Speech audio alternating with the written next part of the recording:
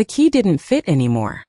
I remember standing there on my own front porch, suitcase in one hand, staring at the door like it belonged to a stranger, like maybe I had the wrong house, like maybe grief had finally caught up to me and twisted my memory into something unrecognizable. But no, the white siding was still slightly chipped near the mailbox, the brass numbers still crooked because Daniel had insisted on installing them himself when he was 12, and the porch light still flickered the way my husband used to complain about every fall before winter set in. Everything was exactly the same except for one quiet, undeniable truth: I couldn't get inside. I tried the key again, slower this time, pressing it in, turning gently, then harder, until the metal scraped in a way that made my chest tighten. And that's when I knew this wasn't a mistake, this wasn't wear and tear, someone had changed the locks. I stood there for a long time, longer than I cared to admit, the late afternoon sun dipping low enough to stretch my shadow across the driveway. The same driveway where Daniel used to ride his bike in circles while I watched from the kitchen window,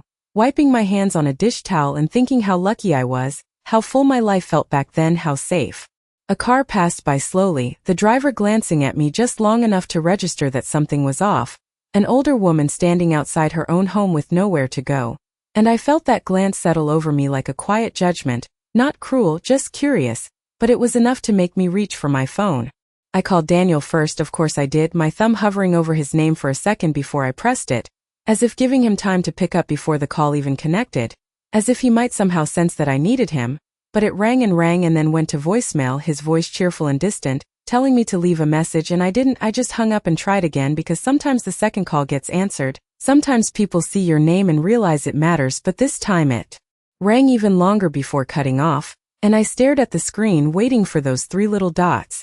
That never appeared. I told myself there had to be a reason, a simple one, something practical. Maybe he'd hired someone to replace the locks and forgotten to tell me. Maybe Rebecca had arranged it. She was always organizing things, always improving something, always making decisions with that calm, confident smile that made it seem like everything she did was for the best, for everyone, even when no one had asked. I stepped back from the door and looked through the front window, cupping my hand against the glass to block the glare. And that's when something inside me shifted, because the furniture wasn't arranged the way I'd left it. The armchair was angled differently, the lamp moved closer to the wall, small changes, easy to miss if you didn't know the room by heart, but I did. I knew every inch of that house, every creak in the floorboards, every shadow in the hallway at dusk. And this wasn't how it was supposed to look. I tried the knob one more time just to be certain, just to give myself one last chance to be wrong, but it didn't budge, and I let my hand fall to my side, the weight of my suitcase suddenly heavier than it should have been, like it was filled with something more than clothes, something I couldn't quite name yet. A breeze moved through the trees, carrying the faint scent of cut grass from somewhere down the street, and for a moment everything felt painfully normal, like the world hadn't noticed what had just happened to me, like it didn't matter that I was locked out of the life I had built over 32 years, the life I had handed over piece by piece because I believed in something simple, something I never thought to question, that family meant security, that love meant permanence, that when I gave my son everything, I wasn't losing anything at all. I set my suitcase down on the porch and sat beside it, folding my hands in my lap the way I used to when I was trying to be patient, when Daniel was late coming home as a teenager and I didn't want to assume the worst, when my husband worked long hours and I told myself it was for us, always for us, and I realized I was doing it again, sitting there waiting, giving them time to explain something that was already clear. The porch light flickered on as the sun dropped lower, casting a soft yellow glow over the door that no longer opened for me, and I watched it in silence because somewhere deep down, beneath the confusion and the quiet disbelief, a colder thought had begun to take shape, one I wasn't ready to say out loud yet, not even to myself, but it was there, steady and undeniable, settling into place with a kind of clarity that didn't ask for permission, only recognition. This hadn't just happened, this had been decided. I did not knock on the door again, not because I thought it would open, but because something about the silence on the other side felt deliberate, like a choice that had already been made and sealed long before I stood there with my suitcase, and I was not ready to hear that truth echo back at me through a closed door. So instead I reached for my phone again, scrolling through my messages until I found the last one from Daniel, sent 3 days ago, short and ordinary, asking if I had landed safely and reminding me to call when I got home. And I stared at it for a long moment, trying to reconcile that version of him with the one who would leave me standing outside like this. And then I opened my messages and typed slowly, carefully, as if the right words could still fix something. Daniel, I am home. The key is not working. Can you call me? I read it twice before sending it, making sure it sounded calm, reasonable, like I was not already sitting on the edge of something I could not yet name. And then I waited, watching the screen, waiting for the small confirmation that it had been delivered. Then read, then answered, but nothing came, no response, no acknowledgement, just the quiet certainty that my message had gone somewhere and stopped. I leaned back against the door, feeling the cool wood through my coat, and closed my eyes for a moment, letting the sounds of the street fill the space where an answer should have been. A dog barking somewhere down the block, the low hum of a car engine, the faint laughter of someone walking past, and it all felt strangely distant, like I was no longer part of it, like I had been gently but firmly moved outside of something I used to belong to. After a while I stood up again, not because I had a plan, but because sitting still made it harder to pretend this was temporary, and I walked slowly down the porch steps, picking up my suitcase and setting it in the trunk of my car. The same car Daniel had insisted I keep after my husband passed, saying I should not worry about expenses anymore, that he would take care of everything now, and I remember how those words had comforted me at the time, how I had let myself believe that being taken care of meant being safe, that handing things over meant I would not have to carry the weight alone anymore. I got into the driver's seat but did not start the engine right away. Instead I looked back at the house, at the windows now glowing softly from the inside. And I tried to remember if I had left any lights on before I left for my trip, but I knew I had not. I had always been careful about that, always double-checking before locking up, and that small realization settled into me with a quiet heaviness, because it meant someone was inside now, someone who had turned those lights on, someone who had decided that this house was theirs to move through freely, while I sat outside wondering if I still had a place in it. I called again, this time letting it ring until it ended on its own. Then I tried Rebecca, hesitating only for a second before pressing her name, and when her phone rang, I found myself holding my breath, as if the sound itself might break something fragile between us, but she did not answer either, and when her voicemail picked up, her voice smooth and composed, I did not leave a message, I just ended the call and set the phone down on the passenger seat, because suddenly I understood that this silence was not confusion, it was not a missed call or a busy evening, it was a decision, a shared one, and I had not been included in it. The sky had darkened fully now, the streetlights casting long shadows across the pavement, and I started the engine, more out of instinct than intention, letting the car idle as I sat there, unsure where to go, because every place that came to mind felt temporary, borrowed, like I would be carrying this same question with me no matter where I stopped. Where do you go when the place you built your life in no longer lets you in? I pulled out of the driveway slowly, my headlights sweeping across the front of the house one last time, catching the familiar details in a brief, bright glance, the flower bed I had planted every spring, the small crack in the walkway Daniel had promised to fix years ago, the porch where I had just been sitting, and for a moment I thought about stopping again, about turning off the engine and walking back up those steps, about knocking this time, loudly enough that whoever was inside would have to answer, but I did not, because something inside me had already begun to understand that whatever waited on the other side of that door was not going to give me back what I had lost, and I was not ready to see it yet, not like that. I drove without direction for a while, the streets familiar but distant, until I found myself in the parking lot of a small grocery store a few miles away, one that stayed open late, and I parked under a bright overhead light, turning off the engine and sitting in the quiet that followed, my hands resting on the steering wheel, still steady, as if I had just finished a long drive instead of a short one that had changed something I could not yet fully describe. And I looked down at my phone. Again, half expecting to see a missed call, a message, something that would pull this moment back into something ordinary, but the screen remained unchanged, and I realized that whatever explanation I had been waiting for was not coming tonight, maybe not at all, and that thought did not arrive with panic or anger, it settled slowly, quietly, like everything else had, and in that stillness, another realization began to take shape, just as steady, just as undeniable. If they could decide I no longer belonged without telling me, then whatever came next would have to be something I decided for myself. I did not go inside the grocery store, even though the bright lights and automatic doors suggested warmth, movement, something normal I could step into and pretend for a moment that my life had not just shifted in a way I could not yet measure. Instead I stayed in the car, watching people come and go with carts and bags, their routines uninterrupted, their evenings intact, and I realized how easily everything can look the same from the outside while something entirely different is unfolding underneath, something quiet, something final. I picked up my phone again, not to call this time but to scroll, to look back through messages, through small pieces of conversation that once felt ordinary and now seemed to carry a different weight, and I stopped at one from Rebecca,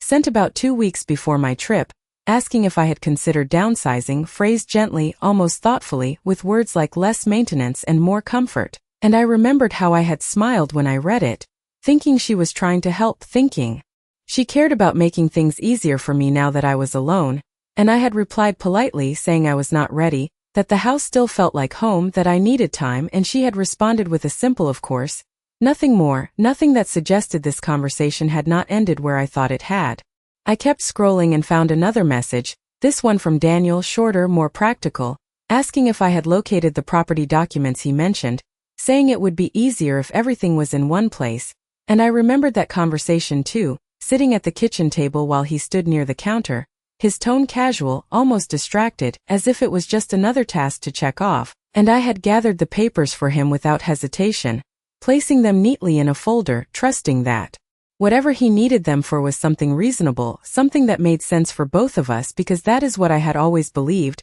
that we were still on the same side of things. I set the phone down again and leaned my head back against the seat, closing my eyes as those small moments began to arrange themselves differently in my mind, like pieces of something I had been looking at from the wrong angle, and I could see now how each conversation had been a step, not sudden, not obvious, but steady, leading somewhere I had not been invited to follow. I opened my eyes and looked at the time, realizing how late it had gotten, and I knew I could not stay in that parking lot all night, not because it was unsafe, but because it was not mine, and that thought felt sharper than anything else, the realization that I no longer had a place that belonged to me in the way I had always understood belonging, not just a physical space but something more certain, something that did not depend on someone else's decision. I reached into my purse and took out the small notebook I kept there, the one where I wrote reminders, grocery lists, the occasional thought I did not want to forget, and I flipped it open, staring at the blank page for a moment before picking up a pen, and I began to write, not a list, not a plan, just a simple question. What do I know for sure? And I sat with that for a moment before answering it slowly, one line at a time. The locks have been changed. Daniel is not answering. Rebecca is not answering. The house is not as I left it. And seeing those words written down, clear and separate, did something I had not expected. It steadied me. It took the confusion and gave it shape, something I could look at without it shifting every second. I closed the notebook and placed it back in my purse, then started the car again, this time with a direction, not because I had solved anything, but because I understood that staying still would not bring me any closer to the truth, and I drove toward a small hotel I remembered from years ago, one we had stayed at during a road trip when Daniel was younger, a place that had once been just a stop along the way, nothing more. And as I pulled into the parking lot and turned off the engine, I realized that tonight it would have to be enough. I checked in quietly, answering the clerk's questions with simple, measured responses, my voice steady in a way that surprised me, as if some part of me had already stepped into a different role, one that did not wait to be reassured, one that did not expect things to return to what they had been. And when I entered the room and closed the door behind me, I stood there for a moment, listening to the silence, the unfamiliar kind that comes from being somewhere that holds no memories, no history, no expectations, and I set my suitcase down near the bed, not opening it yet, not unpacking, because something told me this was not a place to settle, only a place to pause. I walked to the window and pulled the curtain aside, looking out at the dimly lit parking lot, and for the first time since I stood on that porch, I allowed myself to think the thought fully without softening it, without finding a reason around it. They had not just changed the locks, they had changed the terms, and whatever came next was not going to be about asking to be let back in, it was going to be about understanding why I had been shut out in the first place. The room was too quiet, not in a peaceful way, but in a way that made every small movement feel louder than it should have been. The sound of the air conditioner clicking on, the faint hum behind the walls,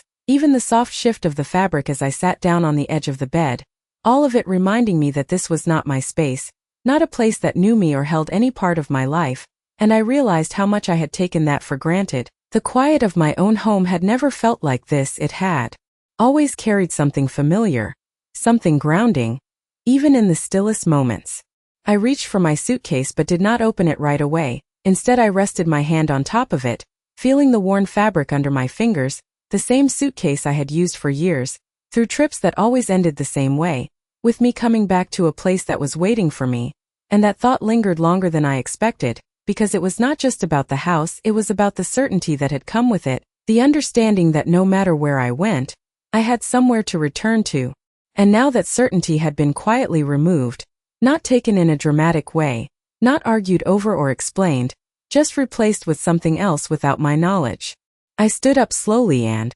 walked to the small desk near the window, pulling out the chair and sitting down as I reached into my purse again, this time taking out the folder Daniel had asked me to prepare weeks ago, the one I had handed to him without question, trusting that it was just another step in organizing things after my husband passed. And I remembered that day clearly now, the way he had flipped through the papers quickly, not really reading them, just confirming they were there. And Rebecca had been standing nearby, watching quietly, her expression calm, almost neutral. And at the time I had not thought anything of it, but now that memory felt different, like there had been something happening just beneath the surface that I had not recognized. I opened the folder and looked through the copies I had kept, the property records, the bank statements, the documents that once felt like routine paperwork but now seemed to carry a different weight, and I noticed something small but unsettling, a date that did not quite match what I remembered, a signature line that I did not recall signing in that exact context, and I sat there for a long moment staring at it, not because I did not understand what I was seeing, but because I was beginning to understand too much. I closed the folder carefully and placed it on the desk, aligning it neatly with the edge as if order could still be maintained through small actions, and I leaned back in the chair, letting my eyes drift toward the window again, where the parking lot lights cast a steady glow across the glass, and I found myself thinking about my husband, about the way he used to handle things like this, not with anger, not with confrontation, but with a kind of quiet attention that missed nothing. He always said that if something did not feel right, it was because it was not, and that certainty had guided him through decisions I had not always understood at the time but always came to respect. I could almost hear his voice now, not as a memory but as something steadier, something that did not rush or react, just observed, and I realized that this situation, as unexpected as it felt, was not something that had appeared overnight. It had been building step by step in conversations I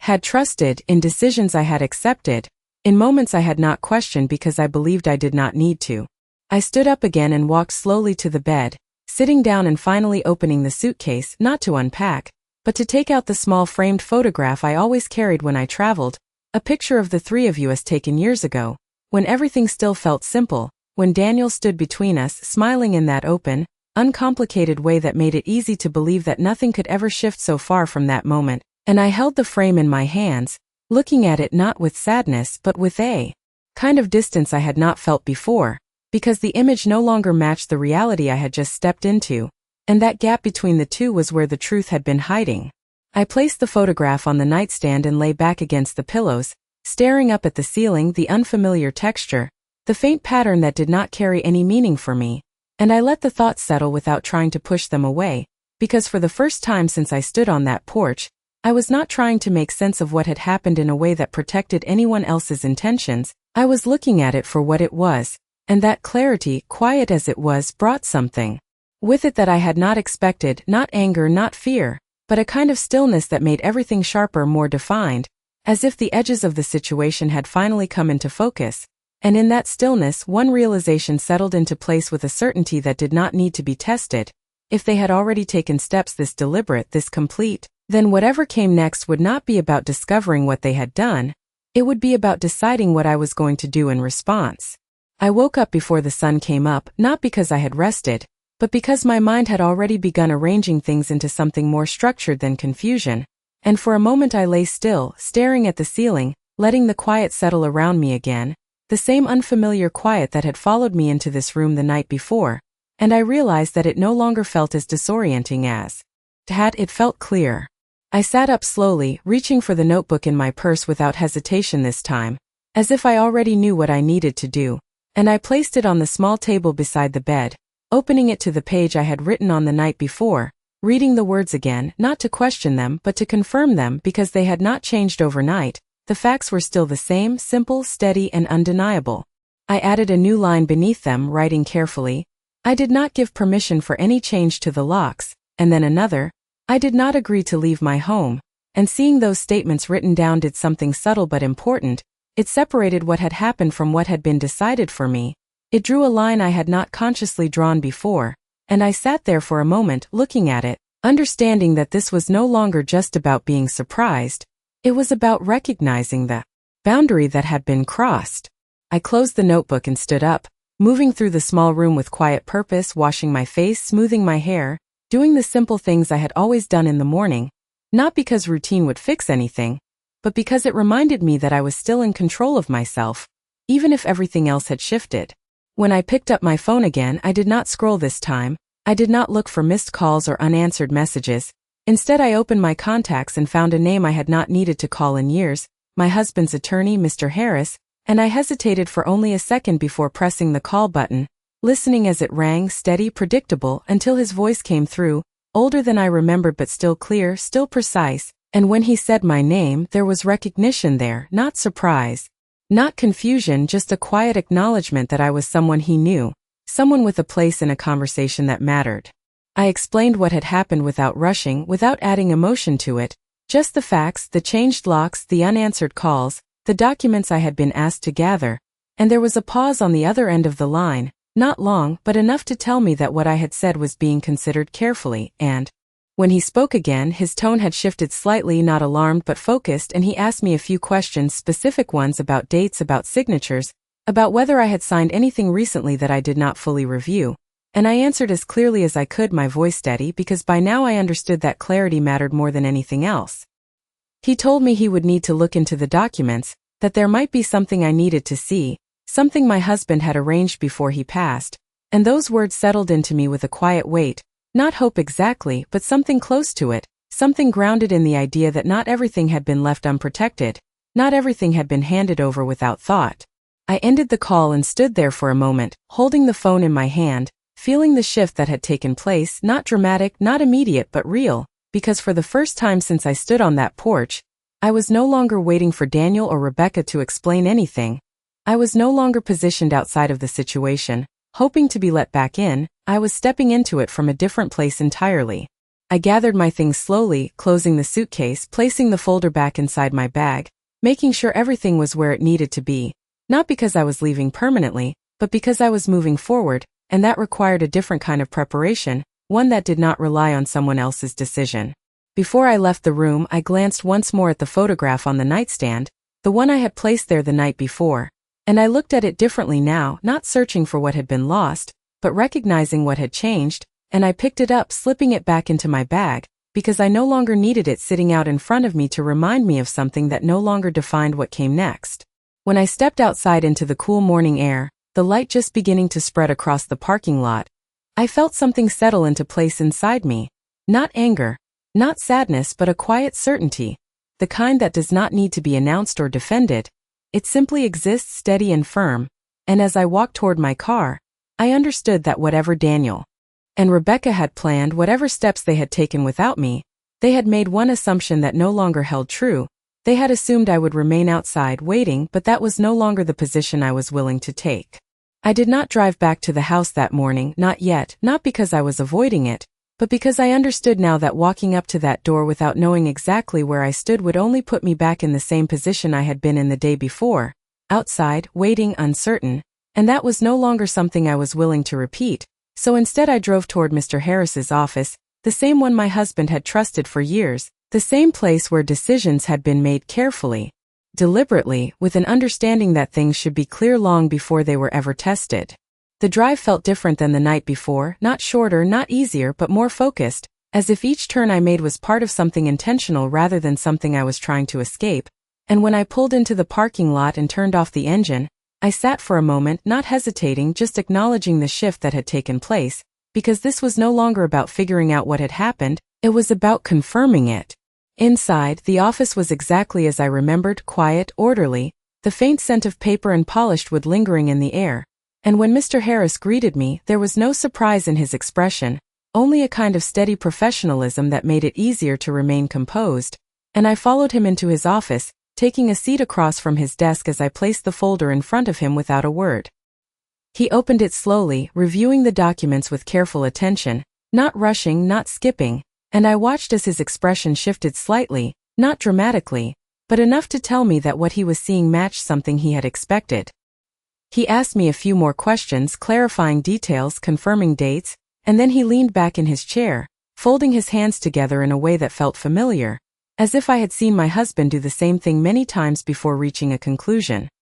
He told me that while some of the documents indicated a transfer of control, they did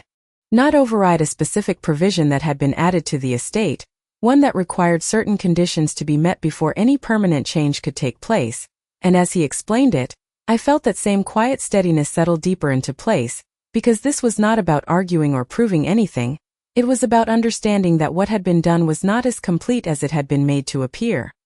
He mentioned that my husband had been very clear about those conditions, that he had anticipated the possibility of decisions being made too quickly, without proper consideration, and that he had structured things in a way that allowed for review for verification, before anything became final, and hearing that did not surprise me, not really, because it aligned with everything I had known about him, the way he approached things, the way he ensured that nothing important was left exposed. I nodded as Mr. Harris spoke, not interrupting, not reacting outwardly, because the clarity of it was enough. I did not need to express relief or anger. I only needed to understand what it meant moving forward. He explained that I still had legal standing, that any attempt to remove me from the property without proper authorization could be challenged, and that the changes made would need to be reviewed formally, and I listened carefully, taking in each detail because now every piece mattered, not emotionally but practically, as part of what came next. When he finished, he asked me what I wanted to do, and for a moment I did not answer, not because I was unsure, but because I was considering the question from a different place than I would have the day before. This was not about reacting, it was about deciding, and that required a different kind of thought, one that did not rush toward confrontation, one that did not seek immediate resolution, but one that understood the value of timing, of position. I told him I would proceed carefully, that I did not intend to confront Daniel or Rebecca without understanding everything fully first, and he nodded, as if that was the answer he had expected, and he assured me that he would begin the necessary steps, that he would gather the relevant information, that he would ensure that nothing further could be altered without my knowledge. I thanked him not out of habit, but because it felt appropriate, and I stood up, collecting my things with the same quiet precision I had maintained since the morning began, because there was no need to rush now, no need to push forward without direction. As I stepped back outside into the daylight, the world felt the same as it had when I arrived, cars moving, people passing, nothing visibly different, but inside, something had shifted in a way that could not be undone, because now I understood that what had been taken from me had not been secured in the way they believed, and that understanding did not bring satisfaction, it brought clarity, and with that clarity came something else, something steady and deliberate, the beginning of a response. That would not be loud, would not be immediate, but would be exact, and as I walked toward my car, I realized that for the first time since I stood on that porch, I was no longer thinking about being let back into my life, I was thinking about how it would be returned to me on my terms. I did not call Daniel that day, not because I had nothing to say, but because I understood now that words, especially the kind that come too early,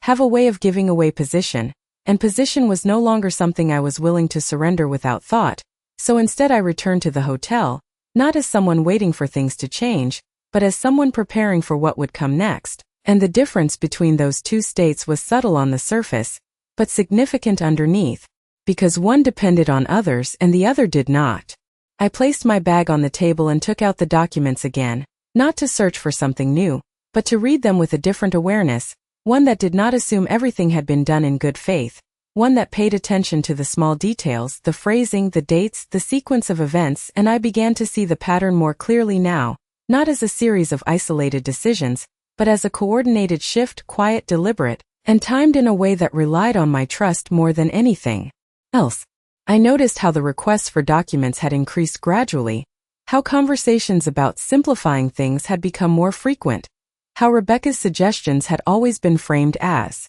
support, never as direction, and how Daniel had stood just slightly behind those conversations, not leading them but not questioning them either, and that realization settled into me without resistance because it was no longer about assigning blame, it was about recognizing alignment, understanding that this had not been accidental, and that meant it could not be resolved with a simple conversation. I sat down at the small desk again and opened my notebook, turning to a fresh page, and I began to write, not emotionally, not reactively, but methodically, listing what I needed to confirm, what I needed to protect, and what I needed to wait on, because waiting, I was beginning to understand, was not the same as doing nothing. It was part of the process, part of maintaining control over something that had already been set in motion without me. I wrote down the names of the accounts, the properties, the documents that Mr. Harris had mentioned, and I left space beside each one, knowing that answers would come, not all at once but steadily, and I closed the notebook only when I felt that everything I could account for at this moment had been acknowledged. The room remained quiet, but it no longer felt unfamiliar, it felt contained, like a place where things could be arranged before being acted upon.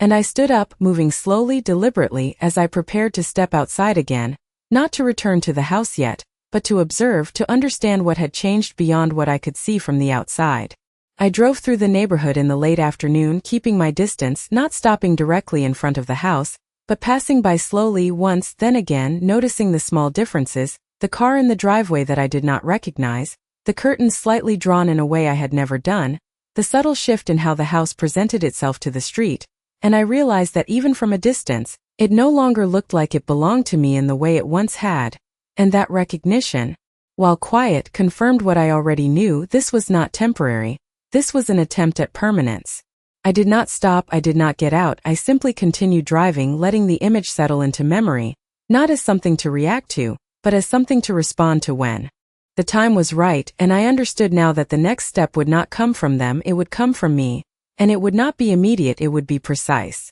As I returned to the hotel, the sun lowering again in a way that mirrored the evening before, I felt the same stillness, but it carried something different now, not uncertainty but direction, because I was no longer trying to understand why this had happened, I was preparing for how it would be addressed, and that shift, quiet as it was, marked the point where I stopped being removed from my own life and began stepping back into it, not through a door, not through permission but through clarity. And as I sat down once more in that small unfamiliar room, I realized that whatever Daniel and Rebecca believed they had secured, they had overlooked something essential. They had assumed that silence meant acceptance, and they were about to learn that it did not. The call came the next morning, earlier than I expected, but not earlier than I was ready for, and I answered it without hesitation, already seated at the small desk with the notebook open in front of me, pen in hand, because I had learned by now that timing mattered, and so did being prepared when something finally moved forward. Mr. Harris did not waste time with pleasantries, his voice steady, measured, as he explained that he had reviewed everything more thoroughly, not just the documents I had brought, but the original estate filings, the addendums, the conditions that had been placed quietly into place years ago, and as he spoke, I wrote down only the parts that mattered, the parts that defined what could and could not be done without my consent, the parts that turned what had been presented as a finished action into something incomplete.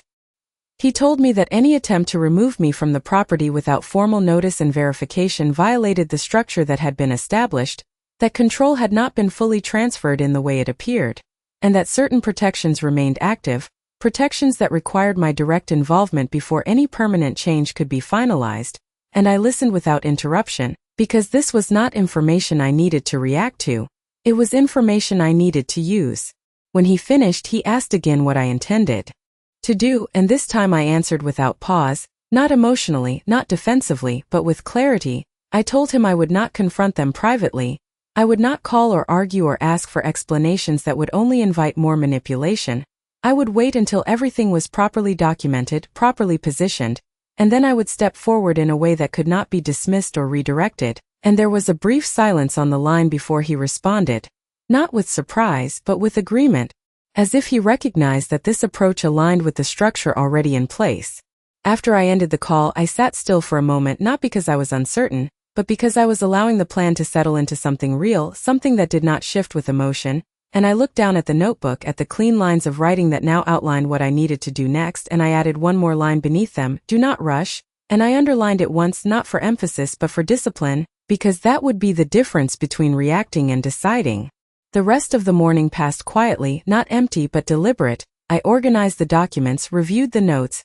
confirmed the details that had been mentioned, and each action, small as it was, reinforced the same understanding. This was no longer a situation I was inside of, it was one I was managing from the outside, and that position, once unfamiliar, now felt precise. By the afternoon, I made a decision that would have felt unthinkable just days before. I drove back to the house, not to enter, not to confront, but to be seen, to acknowledge its presence without claiming it yet. And as I parked across the street, I sat in the car for a moment, observing the stillness of the neighborhood, the ordinary rhythm that continued as if nothing had changed, and then I stepped out, walking slowly along the sidewalk, not directly toward the door, but past it, letting my presence register without announcement. I could feel it before I saw it, the subtle shift inside the house, the awareness that someone was outside. And when I reached the edge of the driveway, I paused briefly, just long enough to look at the front door, the same door that had not opened for me, and I held that moment.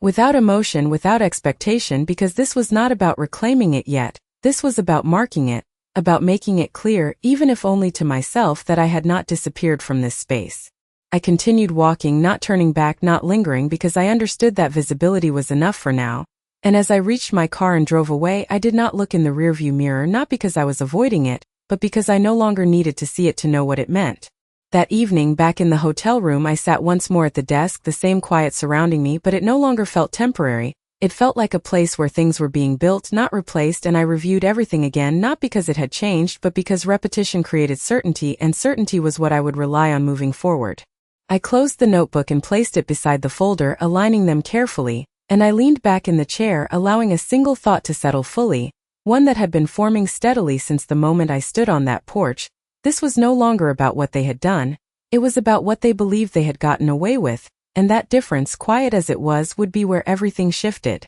The invitation did not come from them, it came from the process, quiet, formal, and exactly as it should have been. A scheduled meeting arranged through Mr. Harris, a review of documents, a clarification of positions, and when I read the message confirming the time and place, I did not feel anticipation, I felt alignment, because this was no longer unfolding in the shadows of assumptions. It was moving into a space where everything would have to be stated, acknowledged, and seen. I arrived early, not to wait, but to settle into the room before anything began, choosing a seat where I could see the door, placing my folder neatly in front of me, my hands resting calmly on either side of it, because posture matters, not for others but for yourself. It defines how you enter a moment, and I intended to enter this one without hesitation. When Daniel walked in, I recognized him immediately, of course I did.